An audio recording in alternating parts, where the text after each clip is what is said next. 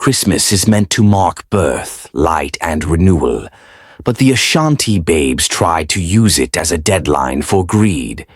This is the story of 5 women who wanted a Christmas breakthrough and found a Christmas reckoning instead.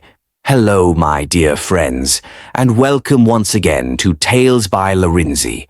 This is the home of powerful stories, stories that teach, warn, inspire, thrill, and guide us in the journey of life. If you're new here, please don't forget to like, share, and subscribe. Your support means the world to me and helps these stories reach even more people. Lagos, December 2024.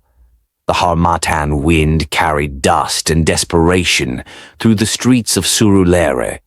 Christmas was approaching, and in this city, if you didn't make it big before December 25th, you were finished. Inside a small room above Mama Caro's beer parlor, 5 women sat, their faces tight with worry. These weren't your regular call girls. These ones were smart, beautiful, with the kind of bodies that made married men forget their names. But this December, business wasn't good. Competition was everywhere.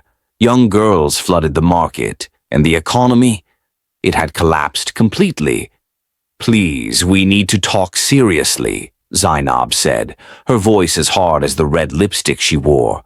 She was the leader, the one with the sharpest tongue and the longest list of wealthy clients. "Last Christmas, I bought my mother a house in Ikorodu. This year, I can't even pay my own rent in Yaba. What's happening?" The other girls nodded, their faces showing the same frustration eating at Zainab. Amaka shifted in her seat. She was an Igbo girl from Anambra, sent to the University of Lagos, but dropped out when she discovered that a beautiful face paid bills better than a degree. "I swear these men have become stingy. Last week, one Alhaji gave me 50,000 naira after spending the whole night. Before, that kind of man would give me 500,000 just for saying good evening." "It hurts me terribly," Blessing added. She was the quiet one, an Edo girl with tribal marks on her cheeks that somehow made her more beautiful. "Even politicians who should have money are playing games. One senator I've been seeing has been making excuses since November. Says his party hasn't released funds." Kioma, the light-skinned one from Delta, hissed loudly. "Enough complaints from all of you. I have a solution." She looked around the room, her eyes shining with something that could be desperation or madness. Sometimes it was hard to tell the difference. "What's the solution?" Fadeke asked. She was the youngest, a Yoruba girl from Ibadan who had just turned 24. She still had that innocent face that deceived people, but her heart had already hardened like rock. Kioma leaned forward, dropping her voice to a whisper. "I know a Babalawo. He's in Badagry. People say the man has incredible power. If you do his ritual, any man you touch will follow you blindly. He won't be able to resist. Whatever you ask, he'll do it." "Juju?" Blessing's eyes widened. "Kioma, that kind of thing is dangerous." "Dangerous how?" Kioma snapped. "You want to continue suffering. You want to go back to your village for Christmas empty-handed, so your peers who got married can laugh at you?" The room fell silent. Every woman there understood what Kioma was talking about. The shame of going home for Christmas without money to show off, without gifts, without proof that Lagos had treated you well. Zainab cleared her throat. "This Babalawo of yours, how do you know him?" "My cousin did it last year," Kioma spoke quickly now, like someone selling hot goods. The girl completely dominated Lagos. Before December arrived, she had bought 3 cars, built a house in Port Harcourt, even opened a boutique in Victoria Island. "I swear it works." "So what's the catch?" Amaka was no fool. "Nothing in this life is free. Just a small oath we have to swear." Kioma waved her hand as if it were nothing. We promise not to betray each other, to keep the secret, and to do renewals every full moon. Small thing. Every full moon? Fadeka asked. Isn't that too much? Do you want it or not? Kioma stood up, slightly angry. I'm tired of this poverty life. I don't care if it's juju, witchcraft, or anything else. This Christmas I must succeed. If you don't want to join me, let me know now. One by one, desperation won the battle in their minds. Amaka nodded first. Then Fadek. Blessing closed her eyes tight, as if praying, but then she nodded too. Finally, Zainab, the one who should have known better, smiled that kind of smile that doesn't reach the eyes. When do we go see this Babalawo? The journey to Badagry was like something from a movie. They took a bus from Surulere to Mile 2, then motorcycles carried them onto a dusty road that even Google Maps couldn't find. The sun was hot, but as they went deeper into the village, they began to feel cold, the kind of cold that had nothing to do with weather. The Babalawo's compound was hidden behind thick bushes and palm trees, whose branches bent as if something was pressing them down. The compound itself looked like something built when ancient gods still walked the earth. Mud walls, dark doorways, and everywhere, things hung. Bones, bottles with liquids you didn't want to know about, dead birds, cowries, red and black cloth. Jesus Christ, Blessing whispered, but Kioma pinched her sharply. Please don't call that name here. You want the man to get angry? An old man appeared in the doorway. At first, the girls thought he was the Babalawo, but he was just an apprentice. He told them to wait. They waited in the hot sun for almost 2 hours before another man emerged. This Babalawo wasn't some fake Facebook magician. This one was real. He was old, but not bent.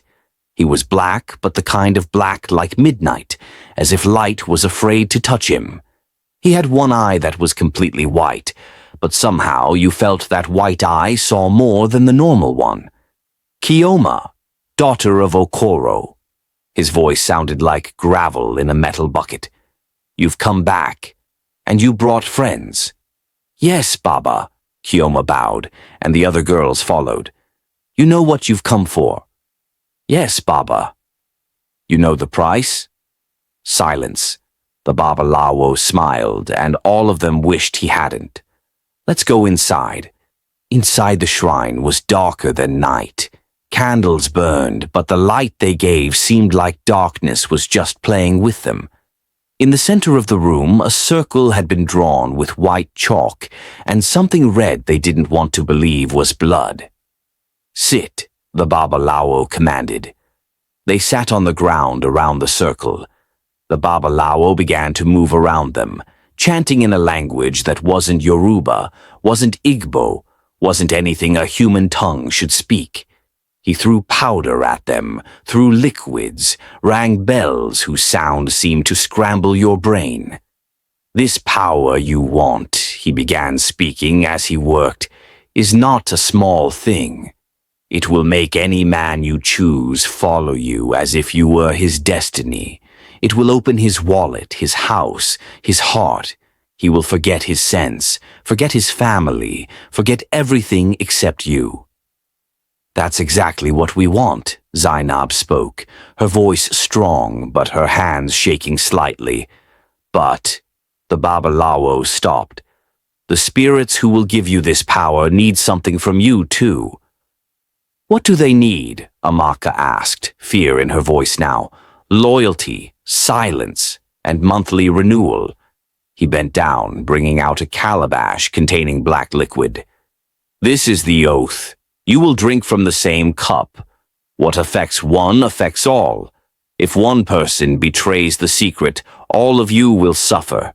If one person misses the full moon renewal, all of you will suffer. If one person tries to use the power against another, all of you will suffer. Suffer how? Blessing's voice was small like a mouse. The Babalawo's white eye turned to her, and in that moment, she swore she saw hell. You don't want to know.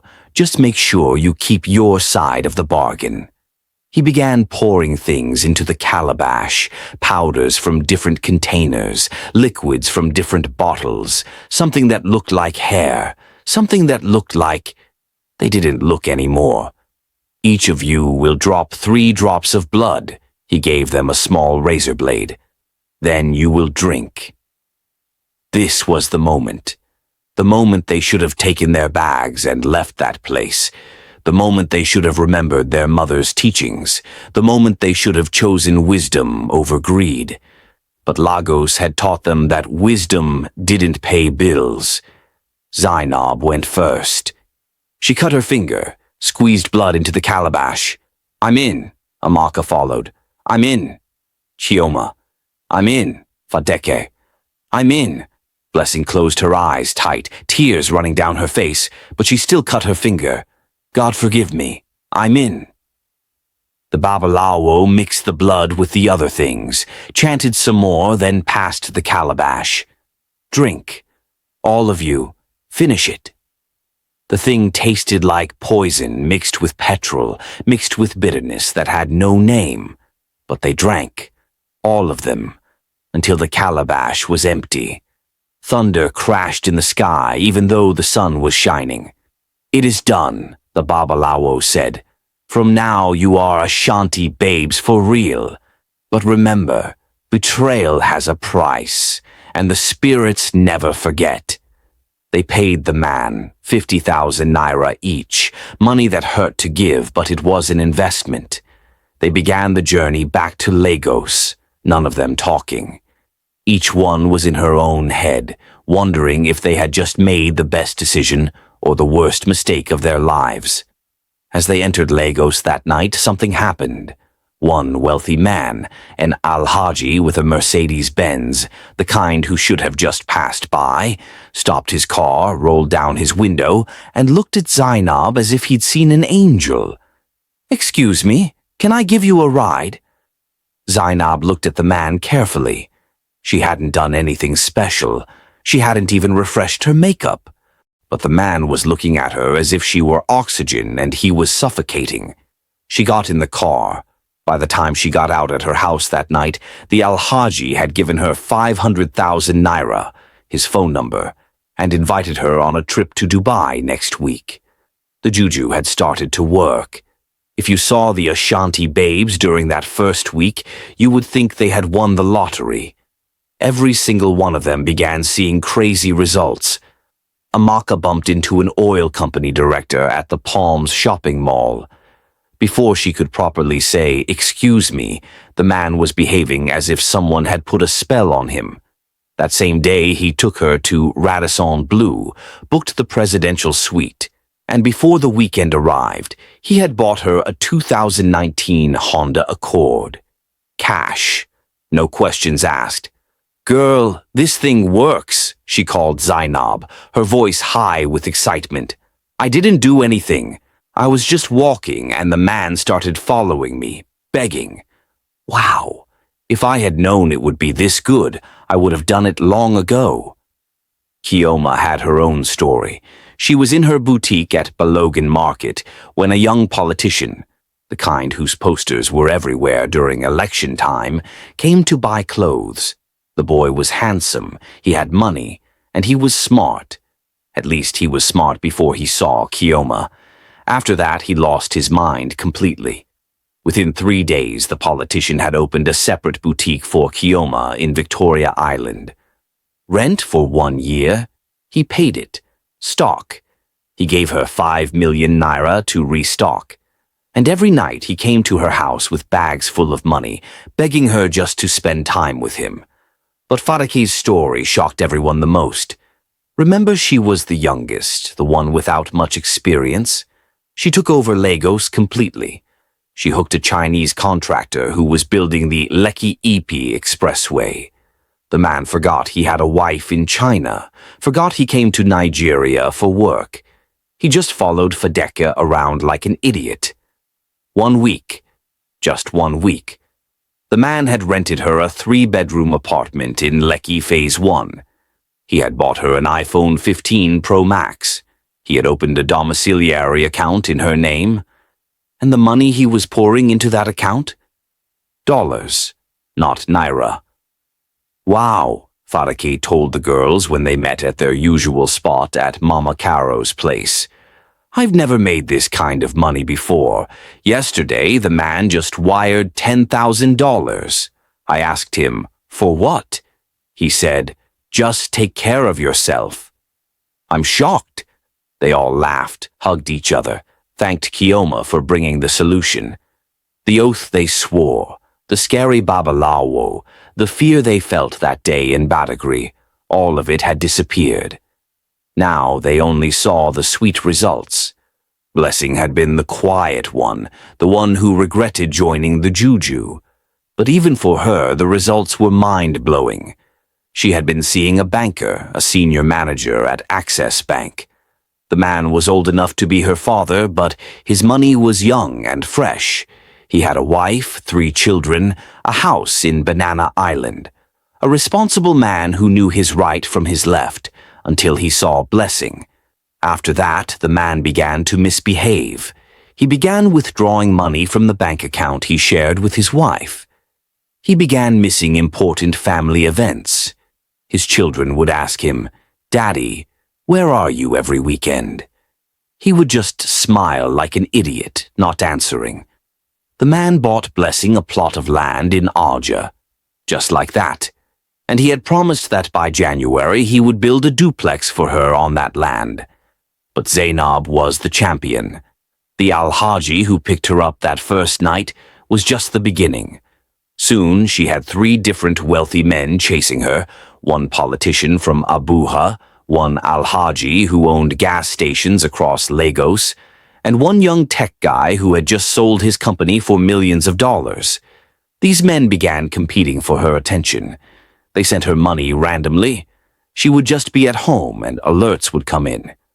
1 million, 2 million, sometimes just 500,000 with a text, "Buy something nice." By the 3rd week of December, Zainab had moved from her 1 room in Yaba. She had rented a 4-bedroom duplex in Lekki Phase 1. Fully furnished, the tech guy arranged it.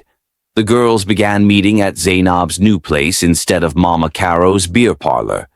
They drank champagne now, not cheap beer anymore. They ordered Chinese food, Lebanese food, all those foreign foods that before they would only see on Instagram.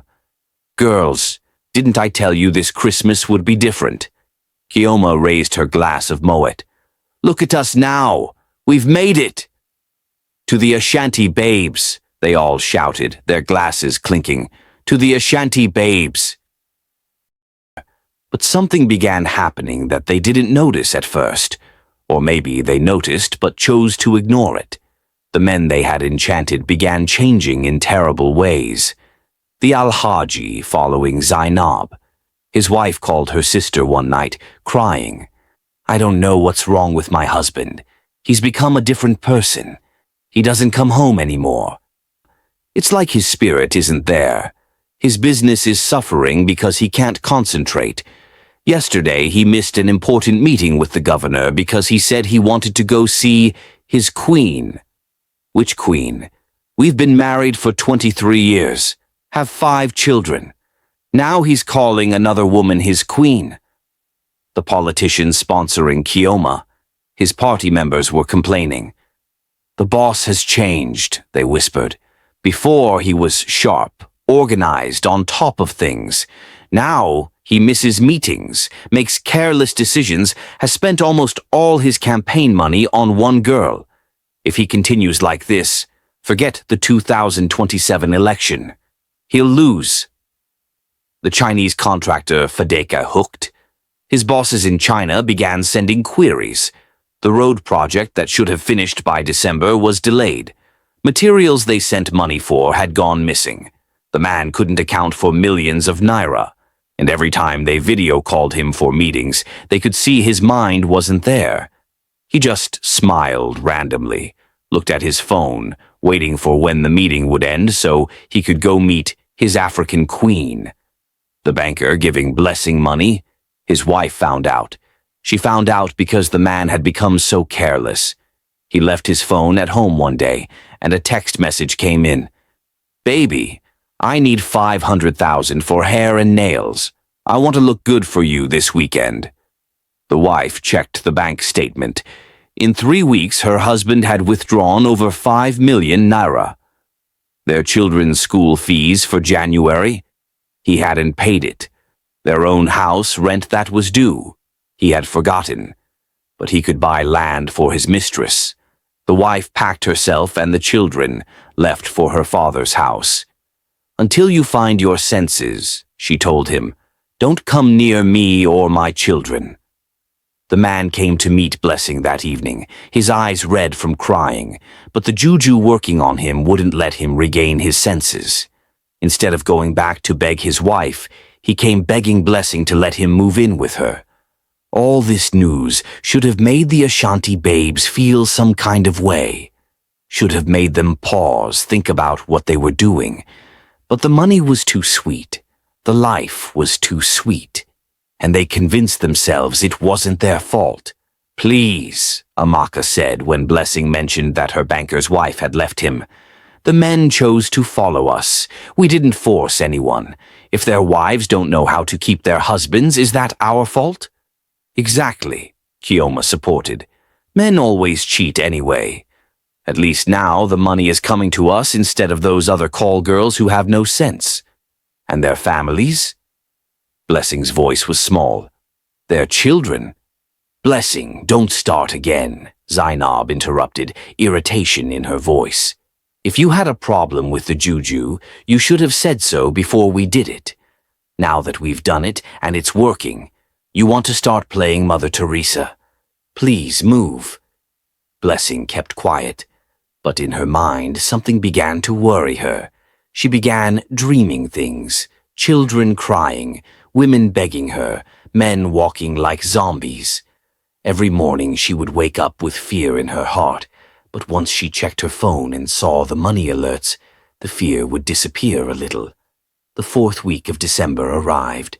Christmas was just days away. The Ashanti Babes had bought all the latest clothes, shoes, bags. They had sent money to their villages. They had booked flights to Ghana for New Year. Life was good. But at the edges of their sweet life, darkness was gathering, the kind of darkness that even bright Lagos lights couldn't chase away. Christmas Eve, the first full moon. "Girls, do you remember that today is the full moon?"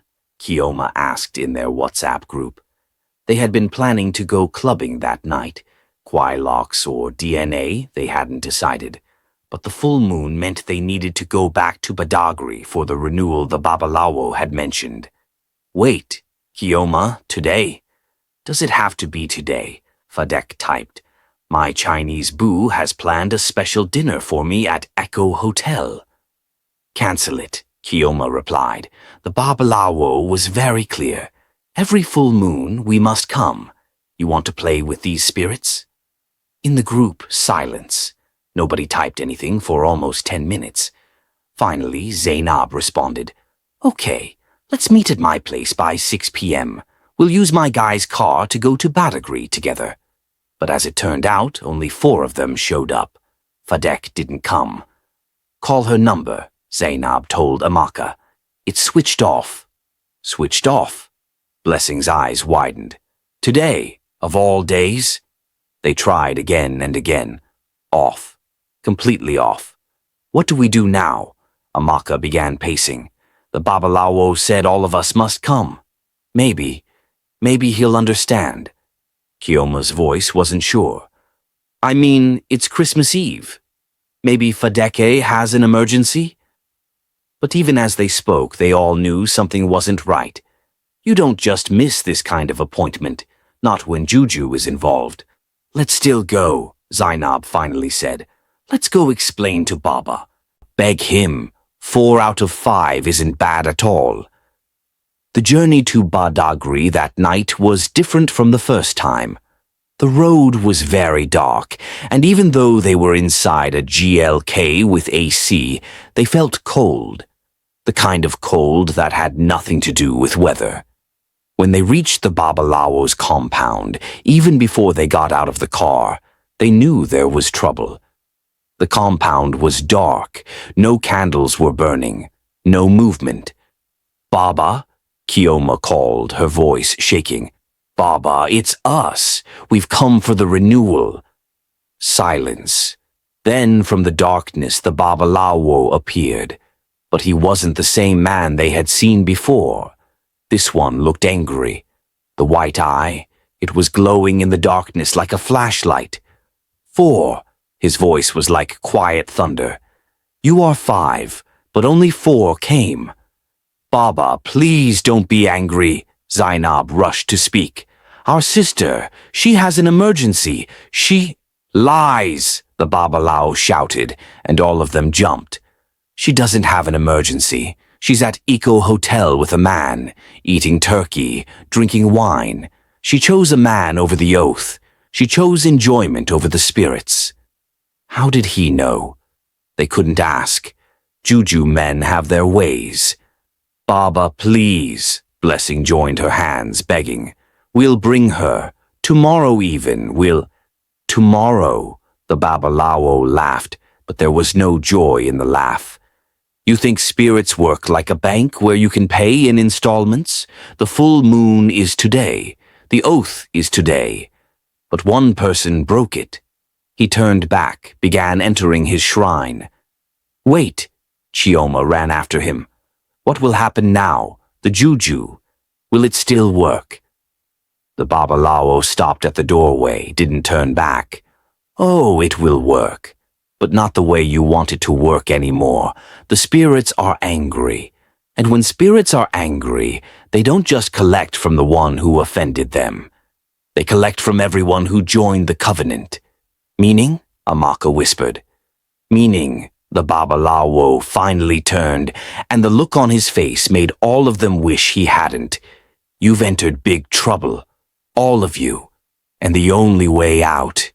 There is no way out." He entered the shrine and closed the door. Thunder crashed even though no rain was falling, and for the first time since they started this thing, the Ashanti Babes realized they had messed up. Big time. They drove back to Lagos in silence.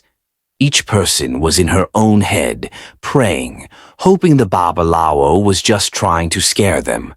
After all, the Juju was still working, right? Their men were still giving them money. Everything was still sweet. But as they drove past Alakija, Blessing's phone rang. It was her banker. "Hello, baby," she answered, trying to sound sweet even though fear was in her heart. But the voice that answered wasn't sweet at all. It was the man, yes, but it was like something had entered him. "You witch," the man spoke, his voice cold and clear. "You and your friends. You think I won't find out? You put Juju on me. You made me forget my family. You stole my money. But today it has cleared from my eyes. Today I've seen who you really are. And I swear with everything I have, you will pay for it. You and all your witch friends." The line cut. Blessing's hand was shaking as she lowered the phone. The other girls were looking at her. "What did he say?" Zainab asked, even though from Blessing's face she already knew the answer wouldn't be good. "We're in trouble," Blessing whispered. "Big trouble." That night in Lagos, while other people were celebrating Christmas Eve, happy, eating, the Ashanti Babes couldn't sleep. They were all in their different houses, phones in their hands, waiting. Waiting for what they didn't know, but they knew something bad had started. That night, everything changed. Blessing's banker called, his voice cold and clear. "You witch, you put Juju on me. Today it has cleared from my eyes. You will pay for it. You and all your witch friends." Zainab's skin began to crack and peel. Deep fissures appeared across her face, her body. No cream, not La Mer, not shea butter, nothing could heal it. Everything she applied made it worse.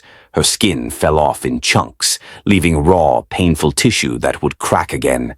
Within weeks, she looked like dried earth during Harmattan. The pain was excruciating. Even blinking hurt. Kioma's beautiful hair fell out in clumps. She woke up with hair on her pillow, then handfuls coming out with the roots attached. Within days, she was completely bald. Then her eyebrows fell out, her eyelashes, every hair on her body, gone. Wigs wouldn't stay on. Scarves irritated her sensitive scalp. The vain girl who'd spent thousands on Brazilian hair couldn't grow a single strand. Amaka developed a terrible smell that no perfume could mask. It was like rotting garbage mixed with dead fish and sewage. No amount of bathing helped. Perfume made it worse. Bus drivers refused her. Shopkeepers asked her to stay outside. Even church ushers kindly asked her to worship from home. Her own sister moved out. The smell was a spiritual mark telling everyone, this woman did something terrible. Blessing's face became covered in painful sores. They started as boils, but spread rapidly, deep, oozing wounds that clustered across her cheeks, forehead, nose, mouth, neck, and chest. Nothing healed them. They'd crust over and break open again. Her angel face became a mass of painful ugliness that made children cry. She removed every mirror from her room, but couldn't remove the mirror of people's reactions. Fadek lost her mind entirely. She heard voices, demonic, accusatory. She saw shadows that moved, figures with no faces, rotting corpses. She couldn't distinguish reality from hallucination. She was taken to Yaba Psychiatric Hospital, but released after 72 hours. No money for treatment. Soon she was wandering the streets, talking to herself about invisible demons, her clothes dirty, her hair matted. Another mentally ill homeless person in Lagos. The enchanted men all came to their senses, turned against the women, and demanded everything back. Money disappeared from accounts. The wives formed Victims United and publicly exposed the Ashanti Babes by noon. Blogs picked it up. By evening, radio stations were discussing it in hushed, moral tones. By Boxing Day, pastors were preaching about it without calling names. But everyone knew. Some prices are paid in cash, others are paid in flesh. True Christmas does not reward desperation. It tests the heart, and it comes with lights, laughter, and promises. If stories like this speak to you, if you enjoy deep African narratives with real-life lessons, then you're in the right place. Subscribe to Tales by Larinzy for powerful stories that entertain, warn, and stay with you long after the lights go off. Like, subscribe, share, and tell us in the comments, was it desperation or greed that destroyed the Ashanti Babes?